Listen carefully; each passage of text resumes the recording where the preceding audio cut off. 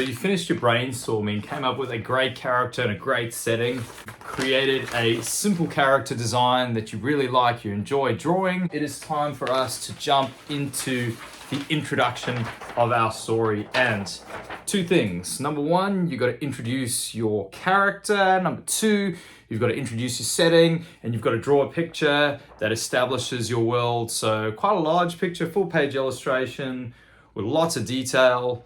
Let's go over to the desk and see what that looks like. With the first spread of your picture book, you want to give enough information about your character and your setting to get people excited, but you don't want to give too much away, because if you give all the juicy details away in the first page, well, then you'll have nowhere to go for the rest of the book. And with the first illustration too, it's got to be quite a large, detailed illustration, because this is the first one in the story and you kind of want to impress people with that. So let's see what that looks like, and go. So obviously I haven't actually drawn this by hand, but you can decide whether you want to draw it by hand, write it by hand if you've got neat handwriting, or if you want to type on your computer if you're working from home. So over here, there once was an ill-tempered snake named Henry, not giving any extra information away about him other than he's ill-tempered.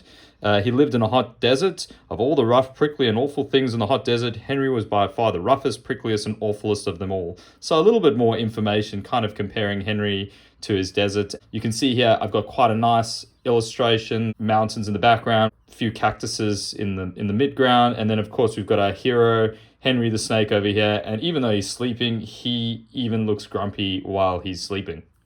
So there you have it for an introduction, guys. Just enough information about your character and your setting to get people excited, and a nice, large hero illustration that really sets up your world and lets people know where we are with lots of detail. We will ease back on some of the detail in the next few pages, because with this establishing shot, you won't have to continue adding all that crazy detail. So hope you enjoy creating your introduction. Really fun part of the story to establish your own special little world for your character.